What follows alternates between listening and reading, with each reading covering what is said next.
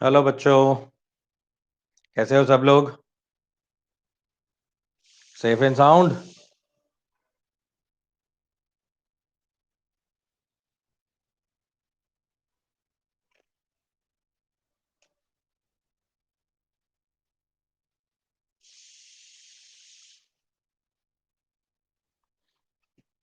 Clear है ना voice?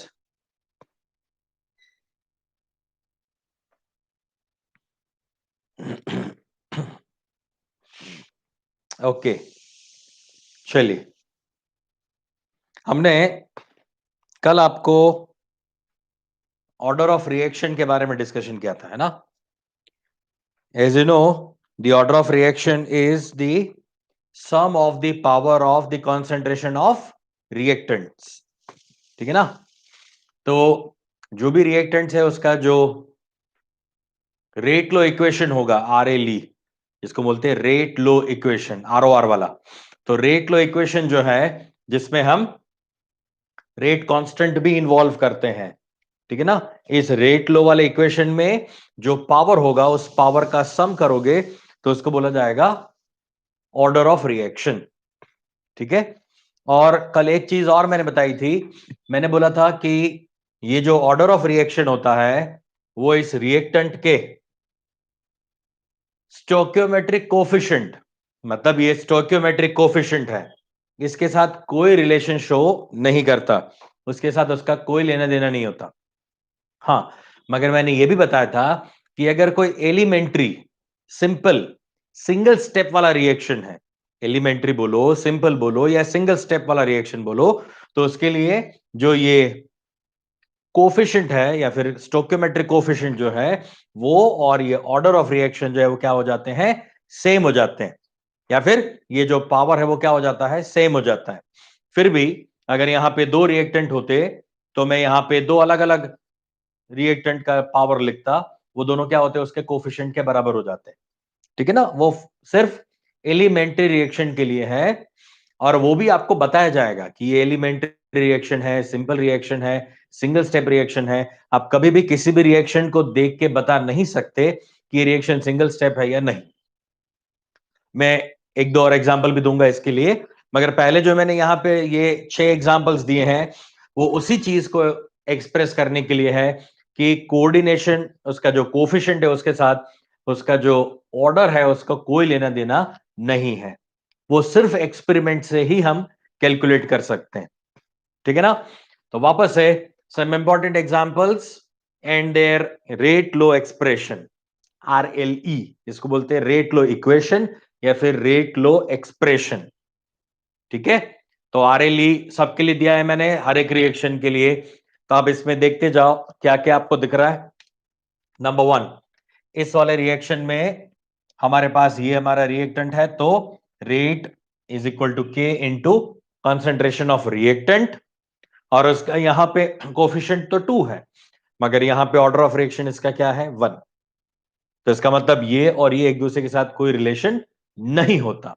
समझ लेना बराबर से, सुन लेना, दिमाग में रख लेना बराबर से। जितने लोग इस चीज को नहीं समझ सके हैं या फिर नहीं समझ में आया है उनको वापस बता देता हूं मैं कि सिर्फ सिंगल स्टेप रिएक्शन के लिए ही ये दोनों सेम होंगे, और ये रिएक्शन आपका सिंगल स्टेप है या नहीं वो आपको कतई पता नहीं चल सकता। उसके लिए सिर्फ और सिर्फ और सिर्फ एक्सपेरिमेंट ही करना पड़ता है या फिर उसका मैकेनिज्म देखना पड़ता है। याद रख लेना, कोई भी ये गलती मत करना। ठीक है? Again second example, 5Br- 5Bro3 6H+, इससे मुझे मिल रहा है 3Br2 NH2O। अब इसका जो आरएलई है, रेट लो इक्वेशन जो है वो क्या हो जाएगा? रेट इज इक्वल टू के, इसका कॉन्सेंट्रेशन, इसका कॉन्सेंट्रेशन, इसका कॉन्सेंट्रेशन, मगर सबके पावर जो है वो क्या है? 1 1 1। तो ये थर्ड ऑर्डर रिएक्शन है, 1 + 1 + 1 थर्ड ऑर्डर रिएक्शन है, इसका कोफिशिएंट तो कुछ अलग है। ठीक है? तो ये निकाला गया है एक्सपेरिमेंट से। नेक्स्ट, ये भी वेल नोन रिएक्शन है, 2A गिव्स 3B वाला, जो मैंने कई बार बताया है।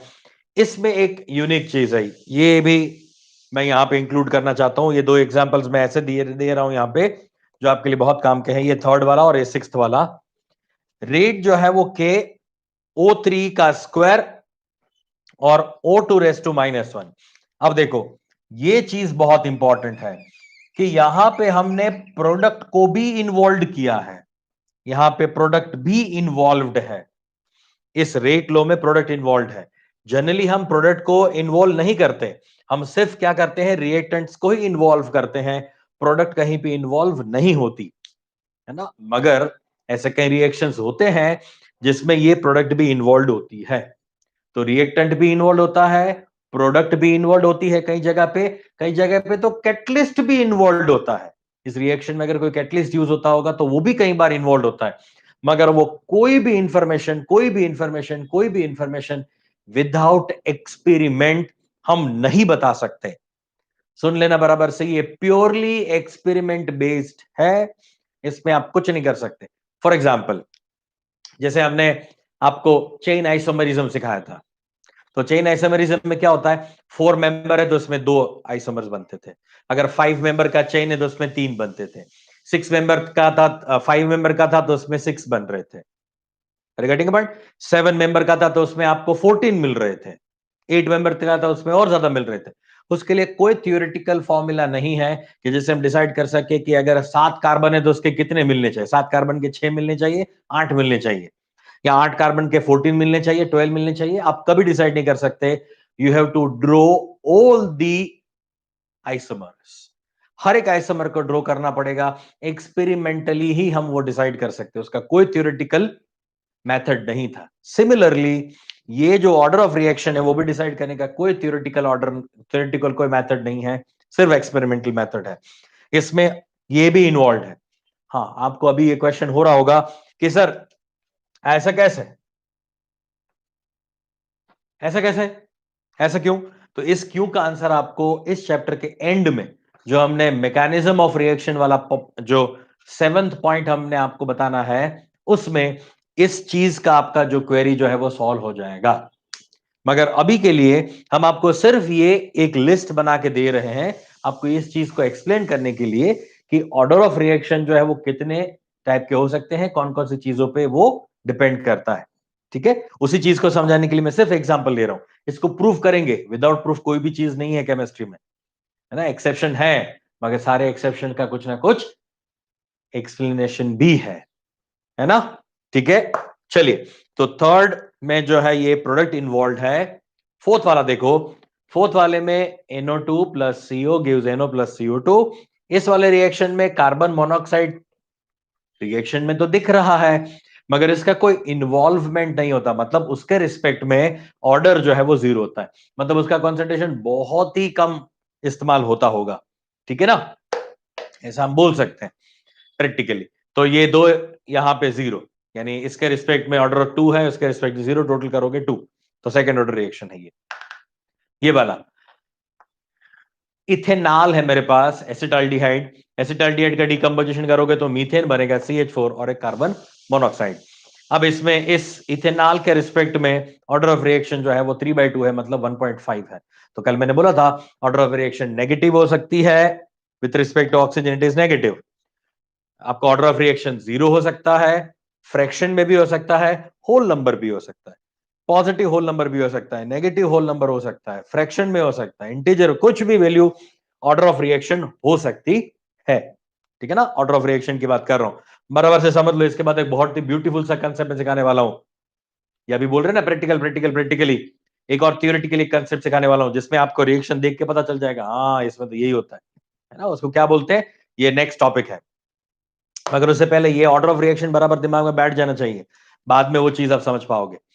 2SO2 प्लस O2 ये कॉन्टेक्ट प्रोसेस है, यानी सल्फर डाइऑक्साइड से सल्फर ट्राइऑक्साइड बनाया, उसमें हमने इस SO3 में पानी डालेंगे तो क्या बन जाएगा, हमें मिलेगा वहां पे सल्फ्यूरिक एसिड। सल्फ्यूरिक एसिड बनने का ये लेड चेंबर प्रोसेस है। अगर यहाँ पे NO यूज करता हूं तो ये लेड चेंबर प्रोसेस है, और अगर यहाँ पे V2O5 कैटलिस्ट यूज करता हूं तो वो कॉन्टेक्ट प्रोसेस है। सिर्फ कैटलिस्ट चेंज करने पे प्रोसेस चेंज हो गया, क्योंकि दो अलग अलग लोगों ने दिया हुआ है। ये जो है लेड चेंबर प्रोसेस है, लेड की चेंबर बना के उसके अंदर एक्सपेरिमेंट किया जाता है, बनाया जाता है सल्फर ट्राइऑक्साइड। और कॉन्टेक्ट प्रोसेस में पूरा एक मेटल का एक सिलेंडर होता है, उसके अंदर ये रिएक्शन की जाती है। तो NO वाला है तो ये आपका लेड चेंबर प्रोसेस है। अब देखो इसमें भी कहानी में ट्विस्ट है। यहां पे सल्फर डाइऑक्साइड का कोई रोल ही नहीं है, ऑक्सीजन का रोल है और NO का रोल है। यानी ये हमारा कैटलिस्ट जो है वो इन्वॉल्व है। देखो यहां पे इन्वॉल्वमेंट ऑफ कैटलिस्ट है। वो कैसे है वो भी हमें मैकेनिज्म से पता चलेगा। ये कैसे पता चलता है? मैकेनिज्म से। जब आप इस रिएक्शंस का यानी इनऑर्गेनिक केमिस्ट्री के मैकेनिज्म जब मैं इस चैप्टर में लास्ट में सिखाऊंगा तब आपको ये चीज समझ में आ जाएगी, है ना। बहुत ही ब्यूटीफुल सी है ये चीज। मैकेनिज्म मतलब कैसा? एक बार पता है, एक बार एक चीज मैंने बताई थी, उसका छोटा सा मैकेनिज्म मैंने बताया था आपको। मैंने बताया था कि जब एसिड और बेस के बीच में रिएक्शन होती है तो हमें क्या मिलता है? सोल्ट प्लस वाटर, ये मिलता है ना, है ना। अब तक आप ये देख रहे थे ना।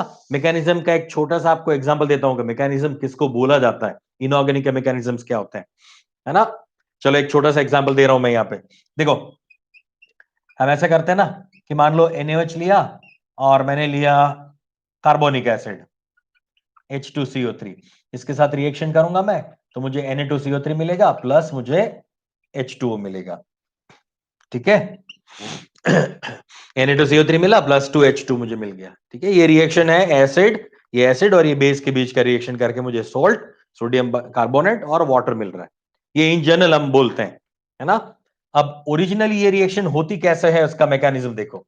ओरिजिनली ये चीज कुछ इस तरह से बनती है, समझना बराबर से। सोडियम का ऑक्साइड लेके उसमें पानी डालूंगा मैं। अगर सोडियम ऑक्साइड में मैंने पानी डाल दिया तो मुझे मिल जाएगा NaOH। आपके काफी सारे ब्रह्म जो है वो टूटने वाले हैं अभी। ओके, एक और चीज, अगर मैं कार्बन डाइऑक्साइड लेके उसमें पानी डालता हूं तो मुझे मिलेगा H2CO3। ये मुझे मिला Na2 यानी 2NaOH, इससे 2NaOH बना, ठीक है। अब देखो, अब यहां से क्या बनाया मैंने? NaOH बनाया और यहां से बनाया H2CO3।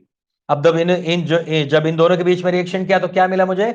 Na2CO3 मिल गया प्लस क्या मिल गया मुझे? वाटर। अब इन दोनों को अगर रिएक्ट करते हो, इन दोनों को रिएक्ट करोगे तब भी आपका Na2CO3 मिलेगा। देखो Na2CO3, Na2CO3 मिल रहा है मुझे। इसका मतलब यह है कि कभी भी एसिड और बेस के साथ रिएक्शन करके सोल्ट बनता ही नहीं है। एसिड बेस का रिएक्शन करके सोल्ट नहीं बनता। एसिडिक ऑक्साइड और बेसिक ऑक्साइड का रिएक्शन करके सोल्ट बनता है। Are you getting a point? Acid base जो है उनके बीच में रिएक्शन ऐसे डायरेक्टली हम दिखा देते हैं ना, ऐसा नहीं है। ये ऑक्साइड्स के बीच में रिएक्शन होकर क्या बनता है? सोल्ट बनता है।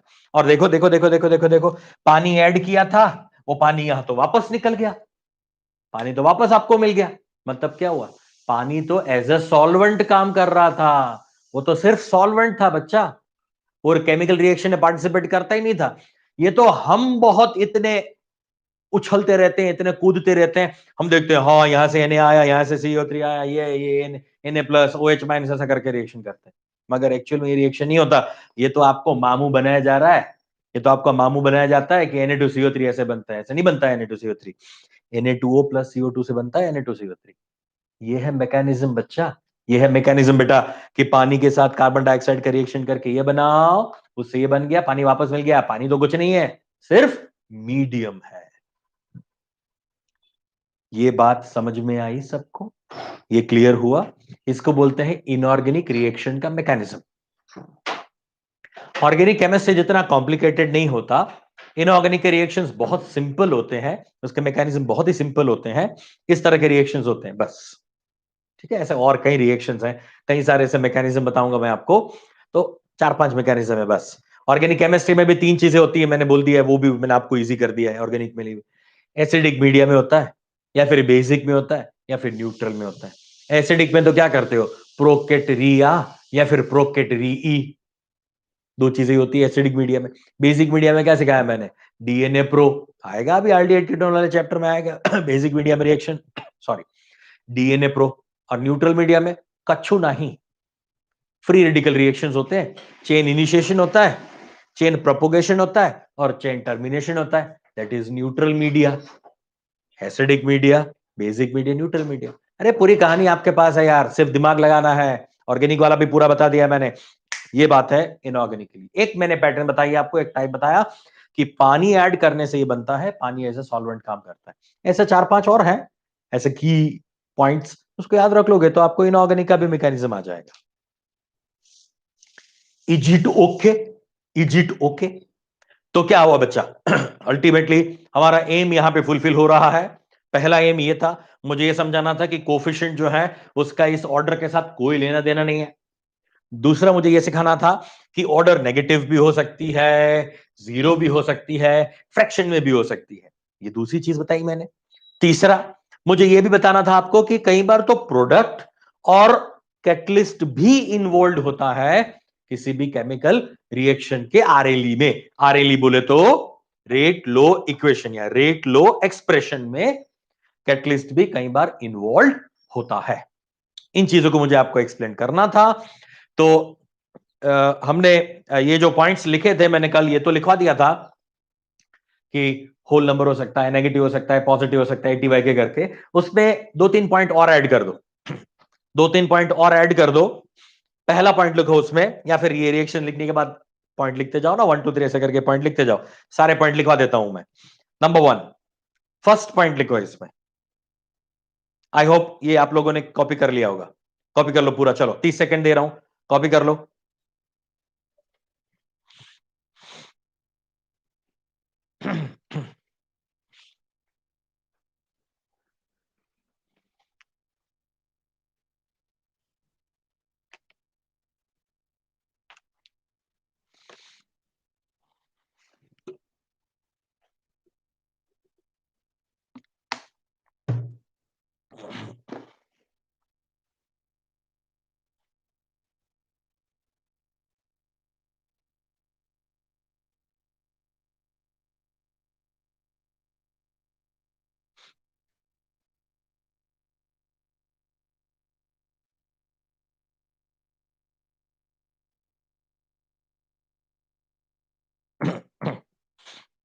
डन ना?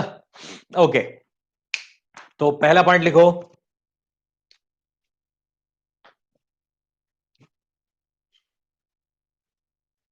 Order of reaction can be,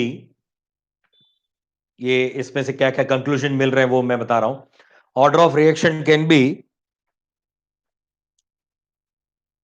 negative, positive, zero और फ्रैक्शन। शायद ये पॉइंट तो आपने लिख लिया था, ठीक है।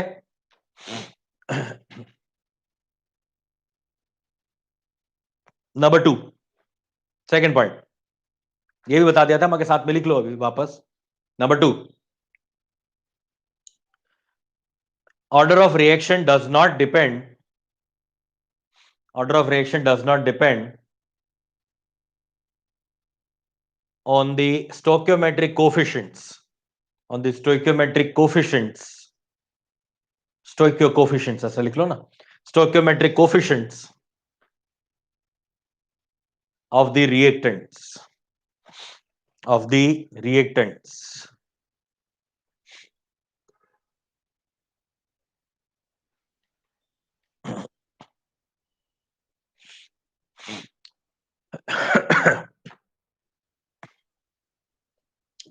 ब्रैकेट में लिखो, but for the simple and elementary reaction, simple elementary single step reaction, but for the elementary simple and single step reaction, stoichiometric coefficient would be equal to order, can be equal to order, ऐसा करो ना, stoichiometric coefficient can be equal to order.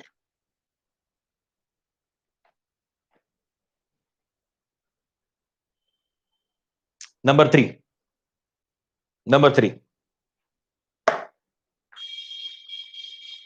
rate law expression, rate law expression or rate law equation, expression or equation, RLE, rate law equation can involve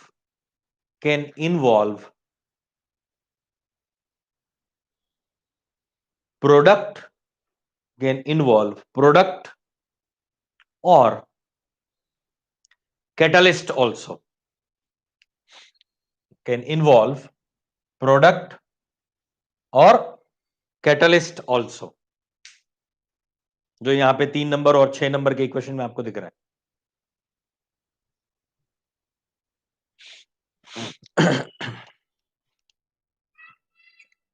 product और catalyst also, this can be proved, this can be proved by the mechanism of the reaction. This can be proved by the mechanism of the reaction.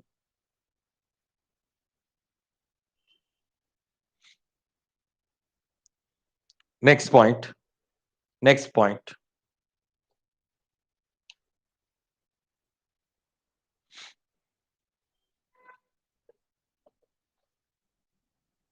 To decide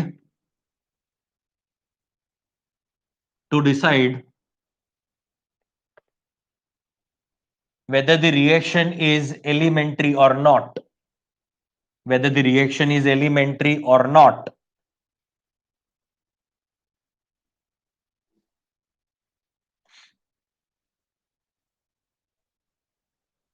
we have to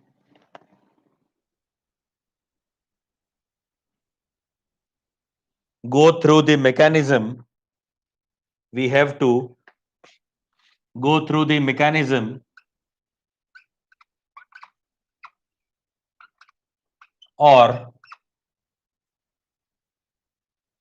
it should be given, or it should be given in the question.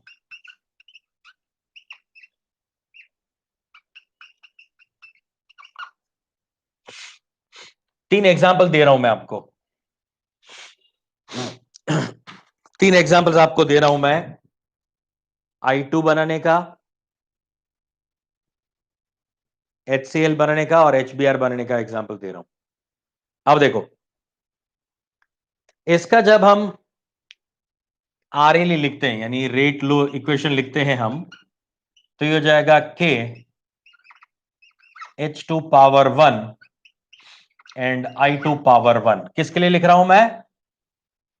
HI का preparation का जो method उसके लिए लिख रहा हूं। अब इसमें देखो, इसका कोफिशिएंट क्या है? 1, तो इसका पावर 1 है। यस, इसका कोफिशिएंट क्या है? 1, इसका पावर क्या है? 1। ठीक है, तो ये रिएक्शन क्या है?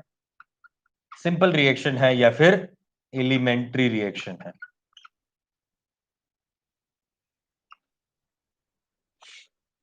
ठीक है, ये आपका सिंपल या एलिमेंट्री रिएक्शन है। ठीक है, ये सिंपल या एलिमेंट्री है। ओके, जब मैं इस HCl के लिए लिखता हूं, यानी HCl बनाने का जो मेथड है उसके लिए चेक करता हूं, तो इसका रेट लो मुझे क्या मिलता है? ये एक्सपेरिमेंटल है, ये एक्सपेरिमेंटली मिलता है मुझे रेट लो इक्वेशन, थ्योरेटिकली नहीं है। वापस से बोल रहा हूं मैं, H2 एंड Cl2, मगर इन दोनों का जो यहां पे पावर होगा वो पावर होता है 0। मतलब ये आपका सिंपल रिएक्शन नहीं है, ये सिंपल रिएक्शन नहीं है, ये कॉम्प्लिकेटेड होना चाहिए। कुछ ना कुछ उसके अंदर ऐसी चीजें मैकेनिज्म में होनी चाहिए जिससे इन दोनों का पावर क्या हो जाता है? 0। तो इसका नेट ऑर्डर क्या हो जाएगा? इसका नेट ऑर्डर हो जाएगा 2। इसका क्या हो जाएगा? इसका नेट ऑर्डर हो जाएगा 0। इसका नेट ऑर्डर हो जाएगा 0। अब डायरेक्टली ये याद रख लो, ये जो HCl वाला, HBr वाला, HI वाला जो एग्जांपल है वो याद रख लो, ये तीनों का example, net order 1 2, net order 0, और इसके लिए आपको डायरेक्ट याद रखना है। इसका कोई मैकेनिज्म आपको दिमाग में रखने की जरूरत नहीं है, रट्टा मारने की जरूरत नहीं है, एडवांस लेवल में भी नहीं। ये 15 स्टैंडर्ड्स में आते हैं ऐसे रिएक्शंस, है ना? तो अभी जितना आपको दिया जा रहा है उसको याद रखने की कोशिश करो, सिर्फ अभी इतना करो, क्या तेरे याद रख लो, अभी इतना याद रख लो कि क्या क्या हमें दिया हुआ। ये भी रट्टा मारने की जरूरत नहीं है, ये गिवन होगा आपको, वापस से बोल रहा हूं, गिवन होगा। ठीक है ना? ये क्लियर है? ओके, ये जीरो पावर क्यों है, नहीं समझेगा। मैं वापस बोल रहा हूं, ये नहीं समझेगा क्योंकि एक्सपेरिमेंटल है, उसके लिए आपको मैकेनिज्म की जरूरत है। मैकेनिज्म जब तक नहीं जानते तब तक आपको ये जीरो पावर नहीं समझ में आएगा, ये पावर वन भी समझ में नहीं आएगा, है ना। ये समझाने वाली चीज अभी होगी ही नहीं। आप सिर्फ याद रखो, अभी सिर्फ इंफॉर्मेशन दे रहा हूं, पहले बोल दिया मैंने, सिर्फ इंफॉर्मेशन दे रहा हूं मैं। ये आपको रट्टा मारना है सिर्फ अभी इन तीनों के लिए। अभी सिर्फ याद रख लो, जब उसका मैकेनिज्म सिखाऊंगा तब ये चीज प्रूफ हो जाएगी। मगर वो भी बोल देता हूं आपको, मैकेनिज्म भी रट्टा मारने की जरूरत नहीं है, सिर्फ समझने के लिए वो मैकेनिज्म है। और अगर चाहते हो तो मैं आज ही मैकेनिज्म आपको भेज दूंगा, देख लेना कैसे होता है, मगर कुछ नहीं समझेगा उसमें। मैं लास्ट तक जब नहीं जाऊंगा तब तक नहीं समझ में आएगा। हाँ, वही मैंने बोला ना कि आपको क्वेश्चन में दे दिया जाएगा कि इसका ऑर्डर 2 है, ऑर्डर 3 है। आप लोग लेट ज्वाइन किए क्या? स्वरालेश, श्रुति, आप लोग लेट ज्वाइन किए क्या? मैंने पहले ही ये बोला कि ये डेटा आपको दे दिया जाएगा। मैंने वर्ड यही बोला कि ये डेटा आपको दे दिया जाएगा, रेट लो इक्वेशन आपको दे दी जाएगी, है ना। वरना आप कुछ नहीं कर सकते। अगर डेटा नहीं दिया गया है तो आप कुछ नहीं कर सकते, आपको ऐसे ही एक्सेप्ट करके ही चलना पड़ेगा, ठीक है ना। आप कुछ नहीं कर सकते। अभी इसका इक्वेशन तो देखो, इसका इक्वेशन कैसे आ रहा है, इसका रेट इक्वेशन देखना, आप पागल हो जाओगे इसमें।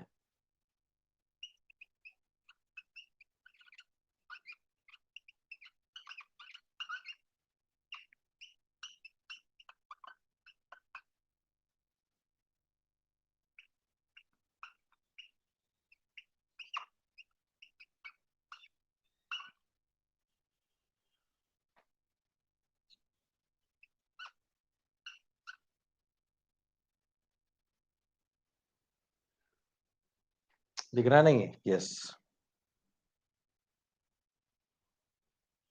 इसका नेट ऑर्डर है 3/2।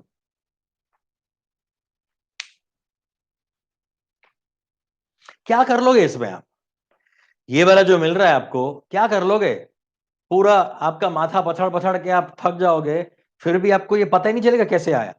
मगर इसका प्रूफ है, मैं प्रूफ दूंगा इसका, सुन लेना, इसका प्रूफ दूंगा। ये वाला फॉर्मूला आप बना लोगे, मगर एडवांस लेवल का नहीं है ये, 15 स्टैंडर्ड का है, 12 स्टैंडर्ड का है ही नहीं। ये तो मैं आपको ये एक्सप्रेस करना चाहता हूं कि order of reaction and concentration, order of reaction and concentration और concentration and rate are very complexly, very complicatedly related with each other. मैंने पहले ही ये स्टेटमेंट बोल दिया था, पहले स्टेटमेंट मैंने बोला ही था, ये तो कतई सिंपल नहीं है, ये तो कतई ही सिंपल नहीं है, ये तो बहुत ही कॉम्प्लिकेटेड है, कभी सिंपल नहीं है ये। हाँ, मगर ऐसे सिंपल रिएक्शंस आपको दिए जा सकते हैं, आपको एक सिंपल रिएक्शन दिया जा सकता है। ऐसे क्वेश्चंस अभी मैं कराऊंगा तो उसमें बोल दिया जाएगा एन एलिमेंट्री रिएक्शन और सिंपल रिएक्शन, ऐसा करके दे दिया जाएगा, तो उसके कोफिशिएंट्स को ही आप डायरेक्टली उसका पावर बना सकते हो। ऐसे कॉम्प्लेक्स रिएक्शंस आपको अगर देंगे भी तो बोल दिया जाएगा इसका ओवरऑल रेट ऑफ रिएक्शन, ये नेट ऑर्डर जो है वो 0 है, इसका नेट ऑर्डर जो है वो 3/2 है, ऐसा आपको बोल दिया जाएगा, ठीक है। तो मैं पहले से इसलिए इस चीज को एक्सप्लेन या फिर इस चीज को लिखने से पहले ही मैंने ये सारी चीजें आपको बता दी कि जिससे आप डरो नहीं। डरना मना है, सिर्फ इस चीज को समझना है कि how the concentration are complexly otherwise complicatedly related with the rate of the reaction. ऐसे सिंपल नहीं होता, जैसे जैसे आगे बढ़ते हो ना चीजें ज्यादा समझ में आती है, क्योंकि बहुत सिंपल सिंपल चीजें पढ़ ली आप लोगों ने। पहले ही आपको 11th स्टैंडर्ड में भी बता दिया कि rate of the reaction is directly proportional to the reaction of the reactants, concentration of the reactants. आप बहुत खुश हो गए, अरे वाह वाह वाह वाह वाह, मगर वो तो सिर्फ बच्चों वाला था, थोड़ा बहुत बता दिया था आपको खुश करने के लिए। ये अब सही है ना, ये अब सही जा रहा है। इसका मैकेनिज्म बताऊंगा, डरना नहीं, मैकेनिज्म सिखाऊंगा, मैं पूरा सिखाऊंगा, राइट। ओके, नाउ अब आती है एक और बात जो ज्यादा सिंपल है, इतना कॉम्प्लिकेटेड नहीं है, और ऑर्डर ऑफ रिएक्शन इतना कॉम्प्लिकेटेड होने की वजह से ये नया जो पॉइंट मैं बताने जा रहा हूं उसको इंट्रोड्यूस किया गया था।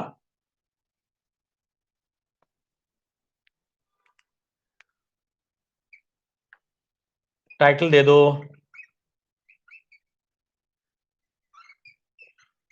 मॉलिक्यूलरिटी। टाइटल दे दो, मॉलिक्यूलरिटी। अब समझना,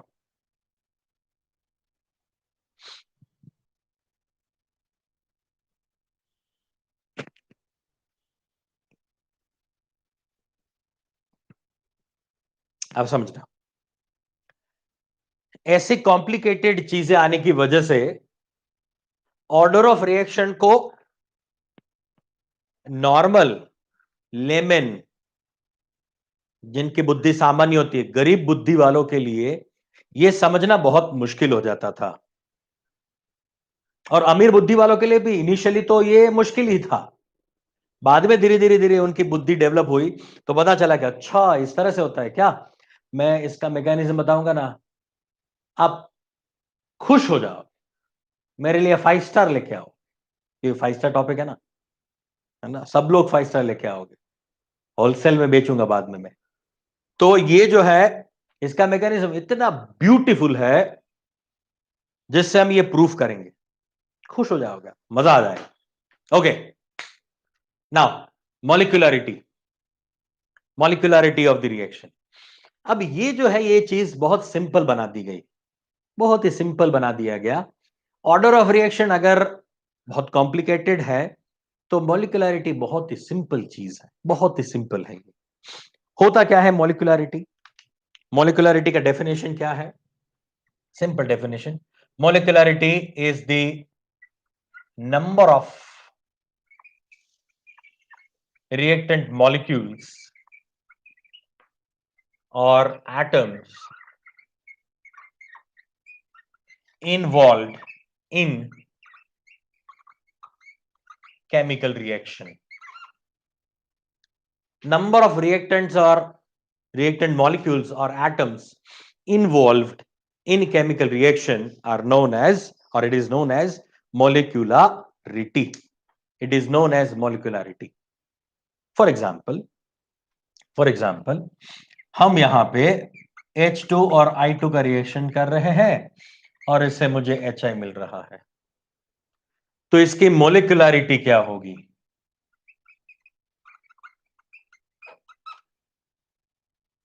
इस रिएक्शन को देख के आपको क्या लग रहा है, कितने मॉलिक्यूल इन्वॉल्व हैं? एक H2, एक I2, दो मॉलिक्यूल इन्वॉल्व हैं। यस, तो इसकी मोलिकुलरिटी हो जाएगी 2, राइट?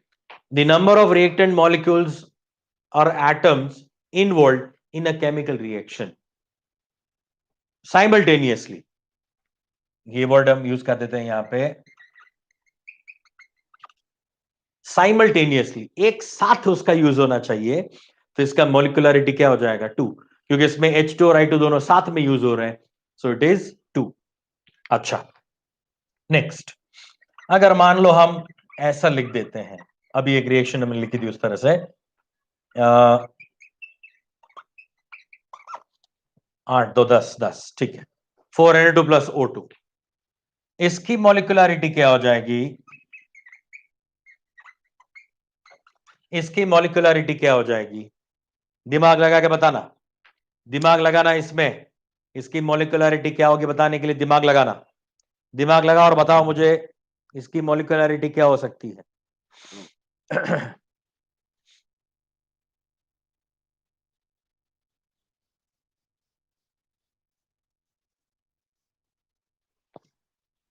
इसकी मोलिकुलरिटी क्या है बताओ?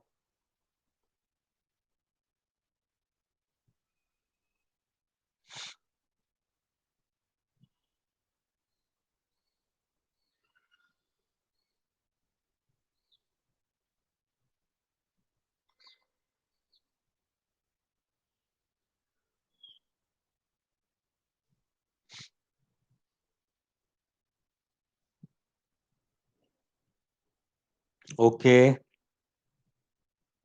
आंसर आ रहे हैं 1 1 2, 2 और 5, 2, 1। ठीक है, ठीक है। और दिमाग लगाओ और बताओ। और कुछ बराबर से दिमाग में सोच के बताओ।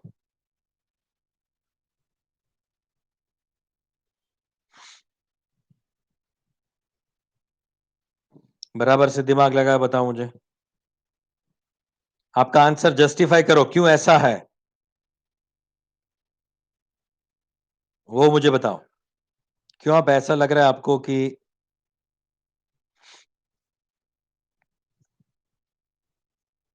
इसकी मॉलिक्यूलरिटी आपको ऐसे क्यों लग रही है? 5। अच्छा,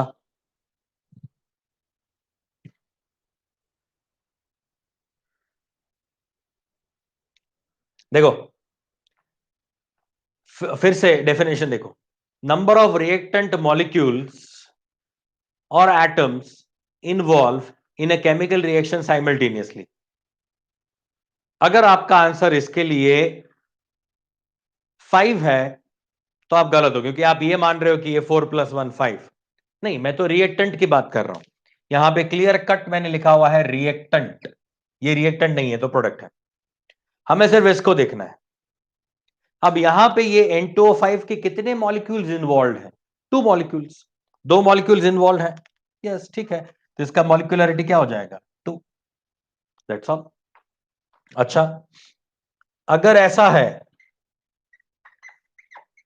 NH4NO2 को मैं डिकम्पोज कर रहा हूं और यहां से मुझे मिल रहा है N2 plus 2H2O। N2 plus 2H2, ये मुझे मिल रहा है। एक एग्जाम्पल ये था दूसरा एग्जाम्पल ये है, तीसरा एग्जाम्पल ये है। चलिए इसके लिए बताइए मॉलिक्यूलरिटी। इसकी मॉलिक्यूलरिटी क्या होगी? बराबर से डेफिनेशन को पकड़ के रखो। देखो इस चैप्टर में या फिर खैर कहीं किसी भी चैप्टर में डेफिनेशन बराबर से समझ लिया ना, एक एक वर्ड को एनालाइज करके समझ लिया, कभी गलती नहीं होगी। ऋतुजा, स्वराली, प्रीति, संकेत, वेदिका, कल्याणी, राजश्री, श्रेया, रुचा, श्रुति, गौरी, प्रतीक, नेहा, मयूरी, खुशी, कीर्ति, आशिया, प्रथमेश, तनुज, प्रसाद। चलो वेरी गुड। इसका आंसर है 1, क्योंकि इसमें एक ही मॉलिक्यूल अमोनियम नाइट्राइट जो है, एक ही मॉलिक्यूल इन्वॉल्व है, तो इसका मॉलिक्यूलरिटी 1। खत्म। 2 कैसे आ गया प्रथमेश? 2 कैसे लिख दिया? 2 तो है ही नहीं। ये तो NH4NO2 पूरा एक मॉलिक्यूल है, एक ही मॉलिक्यूल इन्वॉल्व है, तो इसकी मॉलिक्यूलरिटी क्या हो जाएगी? 1 हो जाएगी। समझा कि नहीं? ओके, चलो एक और रिएक्शन दे रहा हूं। इसके लिए मॉलिक्यूलरिटी मुझे कैलकुलेट करके बताओ। इसके लिए मुझे मॉलिक्यूलरिटी कैलकुलेट करके बताओ।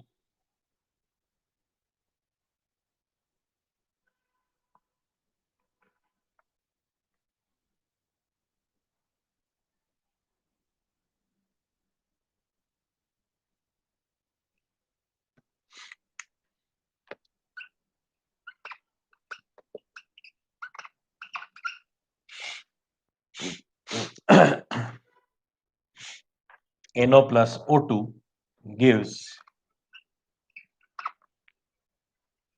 2NO2. NO plus O2 gives 2NO2.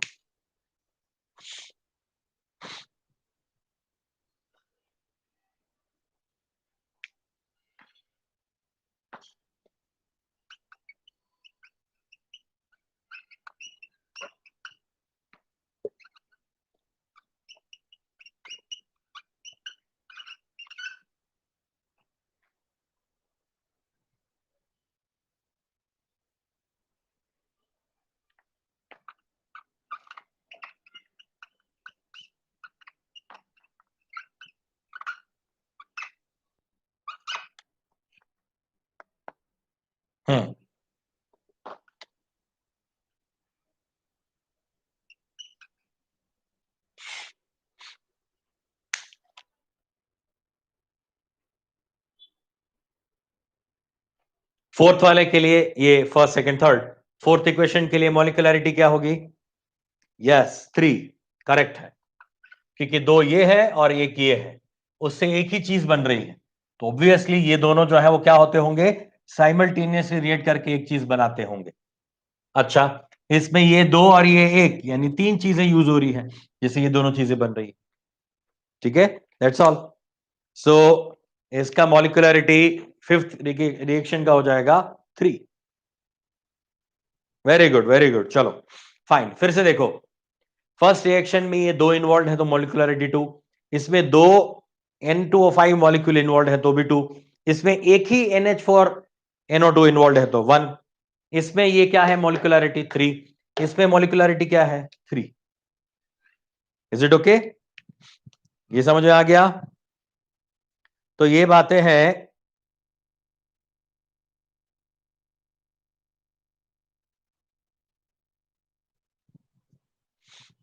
मॉलिक्युलरिटी कैसे फाइंड करते हो उसके लिए? ओके, एक चीज यहां पे लिख लो, AT/K करके लिख लो। If reaction is reaction involved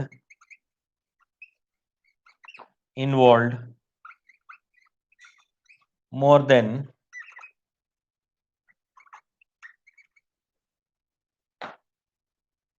one step,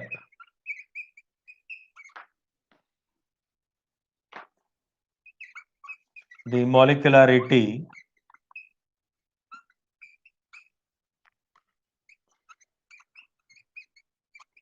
is decided on the base of rate determining step, मतलब स्लो स्टेप। ठीक है,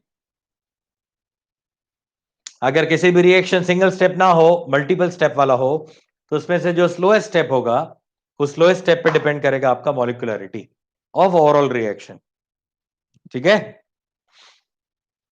दो मॉलिक्यूल है ना, इसलिए मॉलिक्युलरिटी 2 मोल है, तो 2 मोल है ना, तो मॉलिक्युलरिटी 2 क्यों है? क्या फर्स्ट एग्जांपल में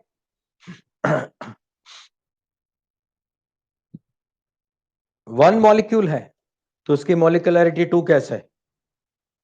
कहां है फर्स्ट एग्जांपल में 1 मॉलिक्यूल? इसमें दो मॉलिक्यूल इन्वॉल्व है ना, H2 एंड I2, दो मॉलिक्यूल्स हैं जो रिएक्शन में पार्टिसिपेट कर रहे हैं, so that's why the molecularity is 2।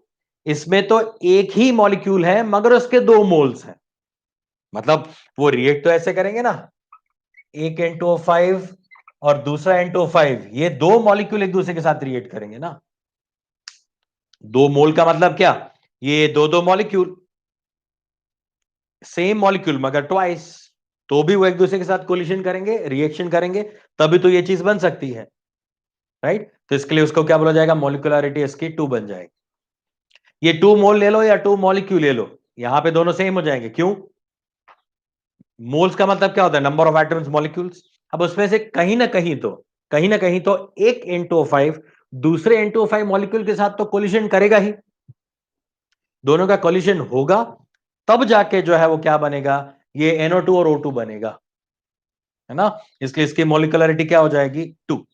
इसलिए इसकी मॉलिक्युलरिटी 2 हो जाती है। सेकेंड एग्जाम्पल समझ गया? ओके, इसमें क्या NH4NO2 में ये डिकम्पोज हो रहा है, देखो NH4NO2 क्या हो रहा है? डिकम्पोज, खुद ही डिकम्पोज हो रहा है, उसके साथ कोई रिएक्शन करने नहीं आता, कोई कोलिशन नहीं होता, खुद का डिकम्पोजिशन हो रहा है, इसलिए मॉलिक्युलरिटी 1। यहां पे ये दो और ये तीनों मॉलिक्यूल एक साथ रिएक्ट करते हैं, देखो ऐसा है, ये ए और ये बी, मतलब ए मतलब NO और O2, ये तीनों क्या करेंगे? एक साथ यहां पे कोलिशन करेंगे, वो तीनों एक साथ कोलिशन करेंगे, इसलिए प्रोडक्ट बनता है। ये इसमें भी ऐसा ही होता है, दो ये ए और ये बी, तीनों एक साथ यहां पे कोलिशन करेंगे, तो इस वजह से इसका भी मॉलिक्युलरिटी क्या होता है? 3 होता है। ठीक है। हाँ, अगर रिएक्शन जो है उसमें एक से ज्यादा स्टेप्स हैं तो उसमें जो स्लोएस्ट स्टेप होगा आरडीएस, रेट डिटरमिनिंग स्टेप, वो डिसाइड करेगा पूरे रिएक्शन का मॉलिक्यूलरिटी। चलिए, मोलिकुलरिटी में भी एक चीज मैं आपको और बताना चाहता हूं। मॉलिक्यूलरिटी जो है, मॉलिक्यूलरिटी की वैल्यू 3 से ज्यादा नहीं होती। मॉलिक्यूलरिटी की वैल्यू ज्यादातर 3 से ज्यादा नहीं होती। क्यों नहीं होती? क्योंकि molecularity not more than 3। Molecularity 3 से ज्यादा होना मुश्किल है। क्यों? क्योंकि ए और बी एक साथ कोलिजन करेंगे। चलो, एक तो 1 पॉसिबल है। क्यों? क्योंकि मान लो ए जो है इसका डिकम्पोजिशन होकर प्रोडक्ट बनता है, डिकम्पोजिशन हो रहा है और प्रोडक्ट बन रहा है। हाँ, ए और बी दोनों एक दूसरे के साथ रिएक्ट करके इसकी मॉलिक्यूलरिटी 2 कर सकते हैं। हाँ, इस तरह से इसकी मॉलिक्यूलरिटी 3 हो सकती है, यानी ए बी के साथ रिएक्ट करे। मगर ऐसी पॉसिबिलिटी बहुत ही कम है कि ये चारों के चारों साइमल्टेनियसली एक साथ ही एक दूसरे के साथ कोलिशन करें और प्रोडक्ट बना दें। ऐसा हो जाएगा, ये ए बी रिएक्ट कर जाएंगे, ये ए बी रिएक्ट कर जाएंगे, यानी ये बना देंगे ए बी और बाद में ये दोनों ए बी रिएक्ट करेंगे। तो पहले मॉलिक्यूलरिटी 2 हो गई, बाद में मॉलिक्यूलरिटी 2 हो गई और अंत में जाके भी मॉलिक्यूलरिटी 2 हो गई। ऐसी कंडीशन हो जाती है। ये समझा? तो मॉलिक्यूलरिटी क्या हो जाती है? मॉलिक्यूलरिटी जनरली 3 से ज्यादा नहीं होती, नॉट मोर देन 3। 3 से ज्यादा नहीं होती क्योंकि डिकम्पोजिशन होना, ए बी का रिएक्ट करना या ए बी बी का या ए बी सी 3 का एक दूसरे के साथ साइमल्टेनियसली रिएक्ट करना, फिर भी हम मान सकते हैं, हो सकता है।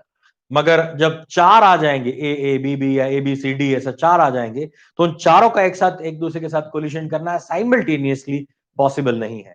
इसलिए मोलिकुलरिटी 4 होने के चांसेस बहुत कम हो जाते हैं। उससे पहले ही ये दोनों एक दूसरे के साथ रिएक्ट कर जाएंगे तो मोलिकुलरिटी क्या हो जाएगी? 2 हो जाएगी। Is it okay? तो ये रिएक्शन जो है क्या है? मोर देन 1 स्टेप है। ये एक स्टेप हो गया, ये दूसरा स्टेप हो गया, तीसरा स्टेप हो गया। उसमें जो स्लोएस्ट होगा, इन तीनों में से जो स्लोएस्ट होगा वो बताएगा कि मोलिकुलरिटी क्या है। मान लो ये वाला स्लोएस्ट है, ए बी एक दूसरे के साथ रिएक्ट करते हैं, वो स्लोएस्ट है, तो उसकी मोलिकुलरिटी रिएक्शन की हो जाएगी 2। Is it okay? वापस से बोलूं, वापस से बताऊं। 4 रिएक्टेंट अगर मैंने ले लिए, 4 रिएक्टेंट, तो 4 रिएक्टेंट पे पहले ये 2 रिएक्ट हो जाएंगे, ये 2 रिएक्ट हो जाएंगे, 2 स्टेप हो गए। ए बी बनने के बाद ए और बी एक दूसरे के साथ रिएक्ट करेंगे, तो वो 3rd स्टेप हो गया। तो इन तीनों स्टेप्स में जो स्लोएस्ट स्टेप होगा, मान लो ये स्लोएस्ट स्टेप है, तो वो बताएगा कि मॉलिक्यूलरिटी ओवरऑल रिएक्शन की कितनी है? 2। Is it okay? तो ये जो वाला स्टेटमेंट मैंने लिखवाया ना, ये वाला स्टेटमेंट और ये वाला स्टेटमेंट जस्टिफाई करने के लिए मैंने एग्जांपल्स दिए आपको। Is it okay? तो जनरली मॉलिक्यूलरिटी 3 से ज्यादा नहीं होती, ऑर्डर ऑफ रिएक्शन जो है वो 4 वगैरह हो सकता है। एक और चीज मॉलिक्यूलरिटी के लिए, मॉलिक्यूलरिटी जो है वो ओनली पॉजिटिव वैल्यू हो सकती है, पॉजिटिव होल नंबर या फिर इंटीजर नंबर।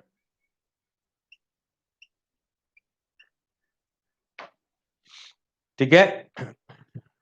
मॉलिक्यूलरिटी जो है वो पॉजिटिव होल नंबर ही होता है।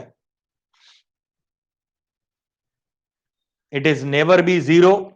मॉलिक्यूलरिटी कभी जीरो नहीं होती, कभी नेगेटिव नहीं होती, कभी फ्रैक्शन में नहीं होती। मॉलिक्यूलरिटी ना तो जीरो हो सकती है, ना तो नेगेटिव हो सकती है, ना तो वो फ्रैक्शन में हो सकती है, कुछ नहीं हो सकता। मॉलिक्यूलरिटी सिर्फ पॉजिटिव होल नंबर हो सकती है। ठीक है ना? क्योंकि मॉलिक्यूलरिटी क्या है? It's a involvement of reaction of atoms और मॉलिक्यूल्स साइमल्टेनियसली। अब कभी मॉलिक्यूल आपका आधा, 1.5 मॉलिक्यूल, 2.5 मॉलिक्यूल, ऐसा तो होता ही नहीं है। एटम आपका हाफ एटम है, नहीं, ऐसा नहीं होता। ठीक है ना? Is it okay? ये क्लियर हो गया सबको? ये है मॉलिक्युलरिटी जो कि डिपेंड करता है साइमल्टेनियस रिएक्शन पे, और उसका नंबर वो कभी भी 3 से ज्यादा नहीं होता, और नेगेटिव 0 और फ्रैक्शन वैल्यू नहीं हो सकता। हाँ, शूडो मॉलिक्यूलर आ रहा है बेटा। आशा, इसके बाद शूडो मॉलिक्यूलर शूडो ऑर्डर वाले रिएक्शंस बताऊंगा मैं, मगर वो अभी थोड़ी देर बाद आएगा, अभी इसका टाइम नहीं है। ठीक है ना? ये मॉलिक्युलरिटी है और ऑर्डर ऑफ रिएक्शन। क्लियर हो गया सब कुछ? ऑर्डर ऑफ रिएक्शन सिर्फ एक्सपेरिमेंटल वैल्यू है, उसको हम कभी भी डिसाइड नहीं कर सकते। उसमें हमेशा आपको डेटा दिया जाएगा कि ये first order, second, third order क्या है, या फिर कुछ ऐसा आपको हिंट दिया जाएगा जिससे आपको पता चले कि रिएक्शन का ऑर्डर क्या है। उस चीज को सिंप्लीफाई करने के लिए मॉलिक्युलरिटी वाला कंसेप्ट बनाया गया कि जितने आपको रिएक्टेंट मॉलिक्यूल्स या एटम्स दिख रहे हैं जो रिएक्शन में पार्टिसिपेट कर रहे हैं, उसके अकॉर्डिंगली आप उसकी मॉलिक्युलरिटी फाइंड कर सकते हो। Is it okay? आपको जो मैंने मॉड्यूल भेजा हुआ है, उस मॉड्यूल में मॉलिक्युलरिटी और ऑर्डर ऑफ रिएक्शन के बीच का डिफरेंस है, वो डिफरेंस बराबर एक बार आप चेक कर लेना, वो एक बार आप बराबर से देख लेना। अब हम चलते हैं इसके साथ, जो इसके रिलेटेड क्वेश्चंस है उस क्वेश्चंस को मैं डिस्कस कर रहा हूं। आपको मैं order of reaction based questions दे रहा हूं, order of reaction based questions आपको दे रहा हूं, जिससे आप ऑर्डर ऑफ रिएक्शन कैलकुलेट कर पाओ।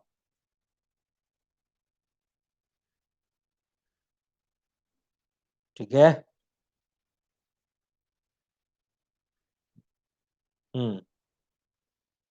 कल मैंने आपको शायद एक क्वेश्चन कराया था जिसमें मैंने ए का पावर 2 और बी का पावर 1 वाला क्वेश्चन दिया था, है ना? चलो एक और क्वेश्चन लिखो।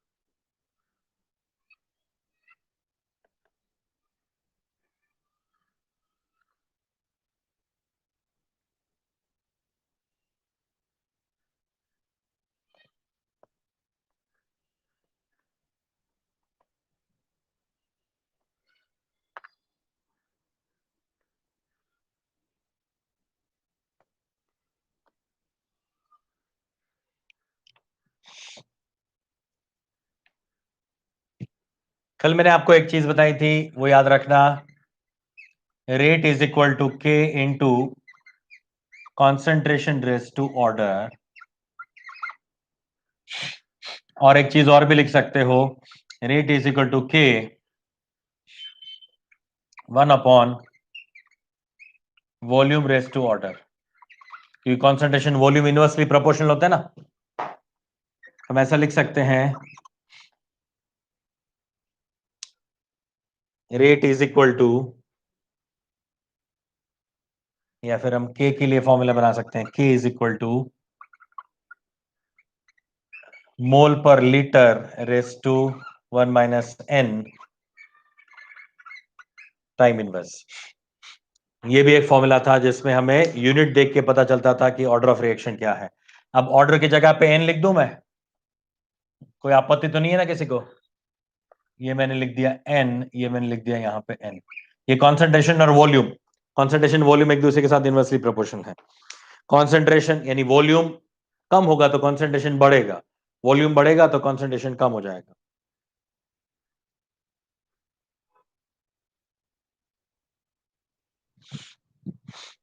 ठीक है?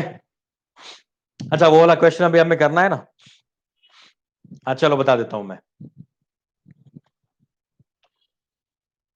वो क्वेश्चन क्या था, वो मैंने आपको भेजा था।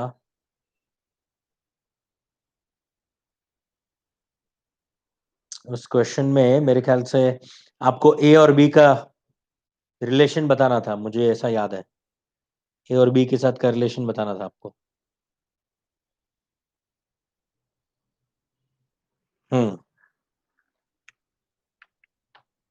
वो रिएक्शन कुछ ऐसा था, यहां पे लिख देता हूं, A to B log minus D A by D T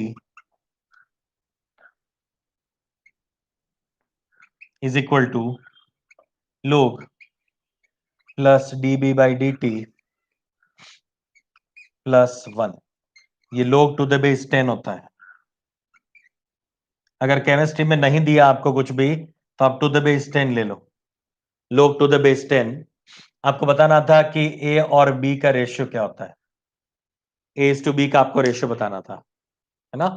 और ये वाला रिएक्शन इस इक्वेशन को फॉलो कर रहा था, है ना। log minus D A by D T is equal to log plus D B by D T plus 1। ये टू द बेस 10 होता है हमेशा, याद रख लो। अब इसका ले लो एंटी log।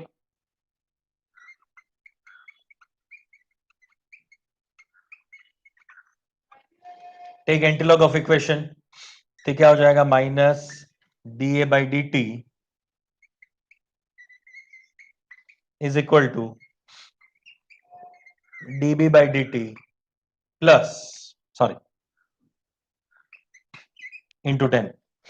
आपने एंटी log ले लिया तो ये 1 जो है वो क्या हो जाएगा 10 हो जाएगा ना। ये मैं इसको दो तरह से कर सकता हूं। इसका जब हम एंटी log लेंगे या फिर तो 1 का एंटी log क्या हो जाएगा 10, अदरवाइज यानी 10 पावर 1। अदरवाइज मैं ऐसा भी कर सकता हूं ना, लो या 1 की जगह पे लिख सकता हूं log 10। 1 की जगह पे लिख सकता हूं मैं log 10। तो log आप कॉमन ले लोगे, इसमें से log कॉमन ले लो तो क्या हो जाएगा log db by D T into 10। लोग सामने सामने कैंसिल कर देंगे तो आपका फॉर्मूला यही आके रुक जाएगा। दो तरह से कर सकते हो ना। इसकी जगह पे क्या लिख सकते हो आप log 10। Got it. तो log db by D T plus log 10, log common ले लिया तो अंदर मल्टीप्लीकेशन हो गया, db by D T into 10, दोनों साइड से log log कैंसिल कर दो तो D A by D T is equal to D B by D T into 10, वही हो जाएगा। एंटी log लोगे तो आपको थोड़ा दिमाग लगाना पड़ेगा, दोनों का एंटी log लिया तो ये उड़ गया, और ये प्लस में है एंटी log लोगे तो 10 तो मल्टीप्लीकेशन में आ जाएगा। दो तरह से कर सकते हो, ठीक है। इस 10 को सामने फेंको, इस 10 को सामने फेंक दो, यहां पे लिख देता हूं मैं। तो ये हो जाएगा 1/10 minus D A by D T is equal to plus D B by D T. So as you know ये हमारा आर ओ आर है, तो आर ओ आर को कैसे आप कन्वर्ट करोगे, आर ओ आर को ऐसे रिएक्शन में कन्वर्ट करना है तो क्या करोगे, ये हमारा आर ओ आर हो गया, तो आर ओ आर को इसके साथ कंपेयर करोगे तो क्या हो जाएगा 10A B।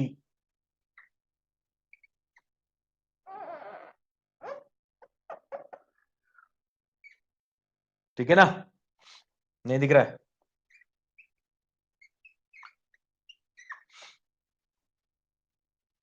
ये 1/10 D A by D T is equal to D B by D T, समझ में आया। इस 10 को सामने फेंक दिया तो 1/10 का मतलब क्या, जब ये ऐसा इक्वेशन लिखा होगा तो क्या होगा 10A गिव्स 1B, तो इसका जब आर ओ आर लिखोगे तो क्या हो जाएगा 1/10 आ जाएगा ना, और ये 1/1 हो जाएगा। तो हमने उल्टा करा, आर ओ आर से ये बनाया, यहां से आर ओ आर बनाते थे हमेशा, तो इसका आपका आंसर हो जाएगा 10:1। सिंपल था, कोई ज्यादा कॉम्प्लिकेटेड नहीं था। मेंस और नीट लेवल का ही है, जेई मेंस या फिर नीट लेवल का। आपको ये दिखाई देगा ऐसा लोग वगैरह लिख के आपको डरा देगा, ओ भयंकर है ये तो, बहुत ही भयंकर है, क्या करेंगे इसमें, मगर कुछ नहीं होता। थोड़ा दिमाग शांत करके पेशेंस रख के आपको सिर्फ देखना है इस लोग को हटाना है, किसी भी तरह से लोग को हटाना है। तो क्या कर सकता हूं, दो रास्ते हैं, एक तो पूरा एंटी लोग ले लो, या फिर ज्यादा बेटर रास्ता कौन सा है, एक की जगह पर रख दो log 10। लोग वाला आ गया ना, लोग लोग कॉमन ले लिया, लोग लोग उड़ गया, तो ये D A by D T is equal to D by D T into 10, 10 को सामने फेंका तो 1/10, 1/10 मतलब ये आपका हो जाएगा ए। इज इट ओके, ये क्लियर है इतना। तो ये है हमारा उस टाइम का जो आपने क्वेश्चन जो दिया था मैंने, उसका आंसर। क्लियर हो गया सबको, चलो मिटा देते हैं और आज के नए क्वेश्चंस में जंप लगाते हैं, कूद ही लगाते हैं, चलो कूदते हैं हम। हाँ, मुझे किसी ने क्वेश्चन पूछा अभी कि इसका मेंटी कब लेंगे। इसका मेंटी अभी नहीं लेंगे हम इस वीक में इसका मेंटी नहीं लेंगे, नेक्स्ट वीक में लेंगे, क्योंकि अभी मैंने ये बताया। अब इसका मैं डीपीपी आपको भेजूंगा, 10-15 क्वेश्चन का डीपीपी है, वो भेजूंगा, वो आप सॉल्व करो, दिमाग लगाओ, और बाद में हम मेंटी पे जाएंगे, क्योंकि इसमें तो बहुत सिंपल सिंपल चीजें अभी हमने की है, कोई अच्छे क्वेश्चन अभी आए ही नहीं है। ठीक है, now let us move to the questions. कल मैंने, हाँ मिल गया मुझे, चलो।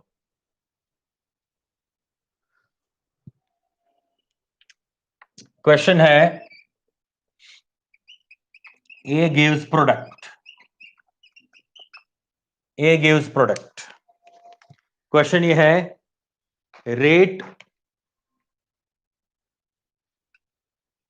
rate of this reaction becomes half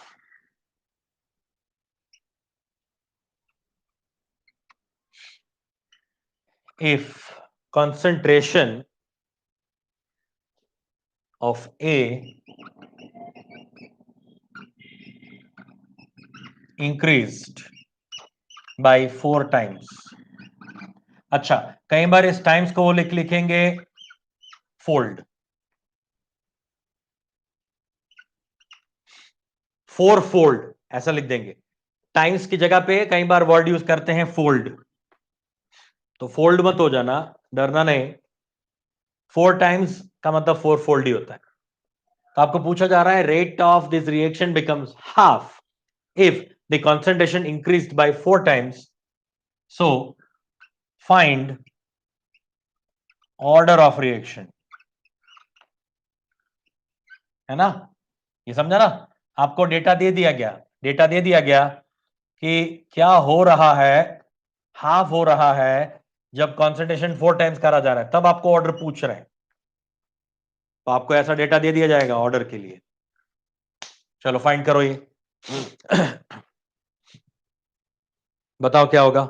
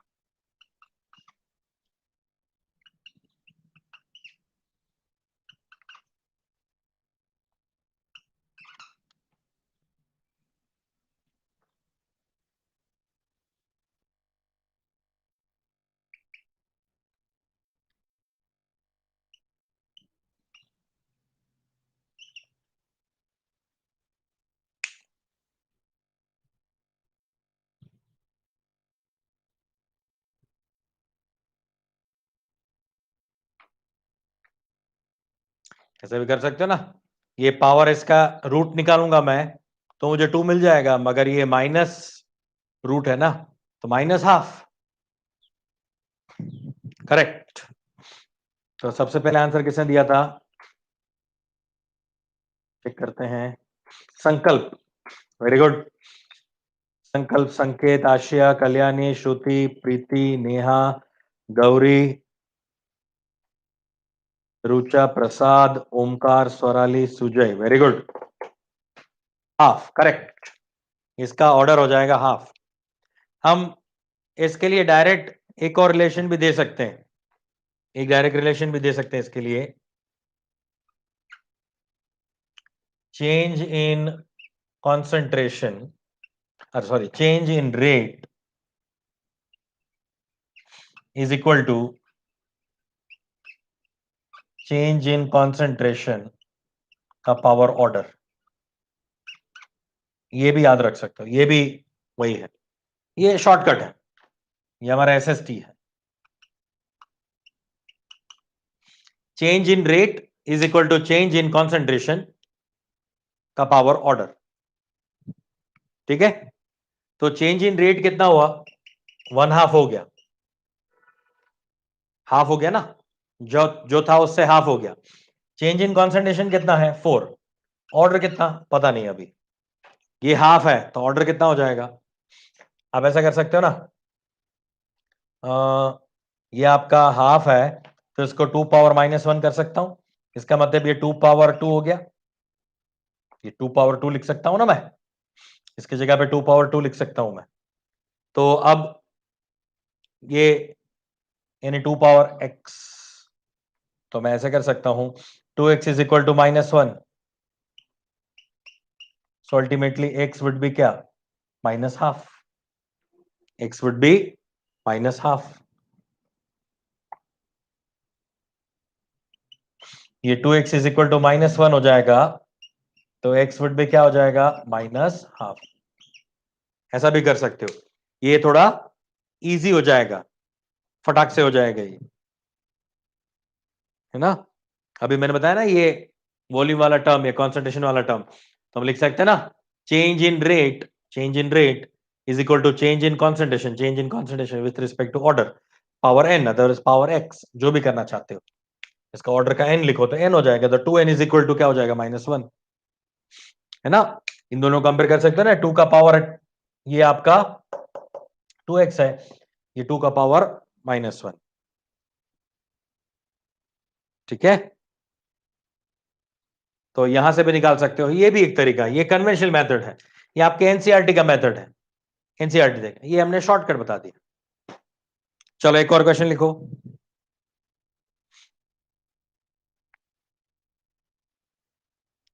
एक और क्वेश्चन लिखो।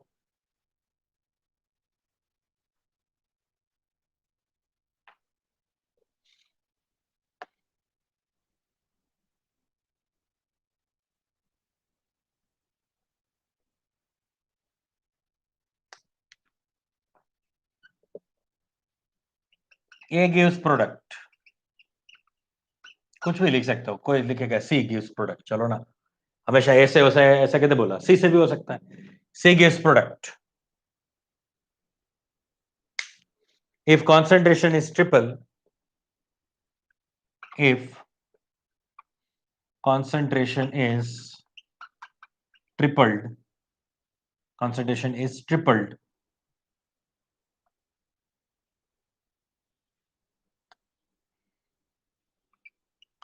rate becomes 9 times.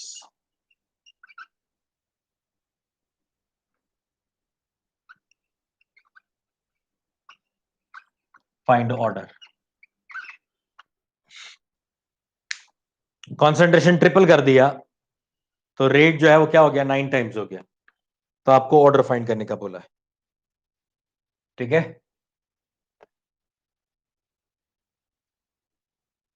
एक और लिखते हैं नीचे।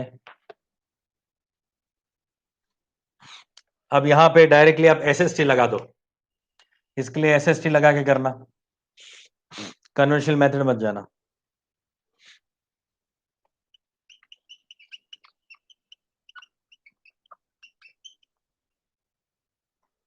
A plus B gives product.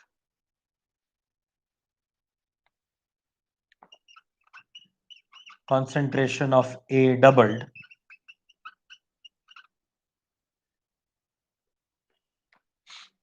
A double कर दिया तो रेट जो है वो 4-fold बढ़ गया.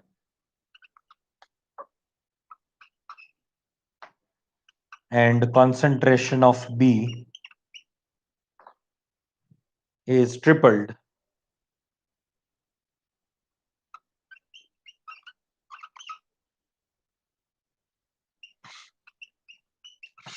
रेट जो है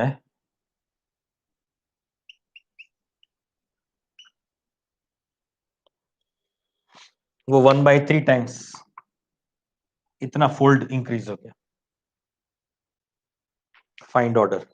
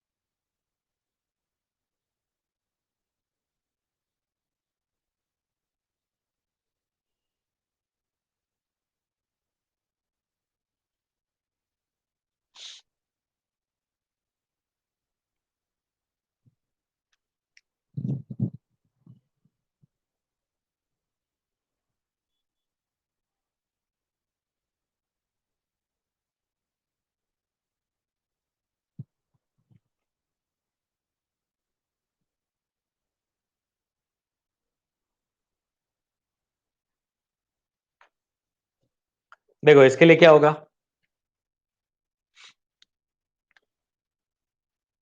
रेट बिकम्स 9 टाइम्स. चलो rate becomes 9 times. Change in concentration कितना? ट्रिपल. यहां पे हमारा ऑर्डर. तो ये 9 क्या है? 3:2 है. ये 9 को कैसे लिख सकते हो? 3 का पावर 2. तो 3 का पावर n. कंपेयर कर लो. आंसर 2 हो गया ना. सिंपल एकदम. 9 क्या होता है? 3 का पावर 2. तो 3 के रिस्पेक्ट में क्या होता है? ये 2 है, ये n है. तो n और 2 को कंपेयर कर लो. आंसर 2. आया ना समझो बच्चों? क्लियर हुआ ना ये? A plus B gives product. चलो इसके लिए करो. तो पहले A के रिस्पेक्ट में फाइंड कर लो, बाद में B के रिस्पेक्ट में फाइंड करो, बाद में दोनों को जोड़ दो. हमें तो ओवरऑल नेट ऑर्डर चाहिए. A के रिस्पेक्ट में क्या आ रहा है, B के रिस्पेक्ट में क्या आ रहा है. कॉन्सेंट्रेशन डबल करने पे रेट क्या हो रहा है? आइला. ये कॉन्सेंट्रेशन है, रेट ये है. ये क्या हो जाएगा? 2 की पावर 2 इज इक्वल टू 2 की पावर n. तो A के रिस्पेक्ट में क्या हो जाएगा? n is equal to 2. Very good. ये आपका रेट है, ये आपका कॉन्सेंट्रेशन है. रेट यहां पे है, कॉन्सेंट्रेशन सामने है. ऑर्डर मतलब n. ऑर्डर मतलब n. ऑर्डर लिखो, n लिखो यार, क्या फर्क पड़ता है. चलो B के लिए क्या है? ट्रिपल हो रहा है ना. Concentration triple. रेट हो रहा है 1/3. कॉन्सेंट्रेशन क्या कर दिया? ट्रिपल कर दिया. n. आइला क्या करोगे? इसको उल्टा कर दो. 3 power -1 is equal to 3 power n. तो n कितना हो गया? -1. तो ये रिएक्शन A के रिस्पेक्ट में सेकंड ऑर्डर है और B के रिस्पेक्ट में -1 ऑर्डर है. तो नेट ऑर्डर क्या हो जाएगा?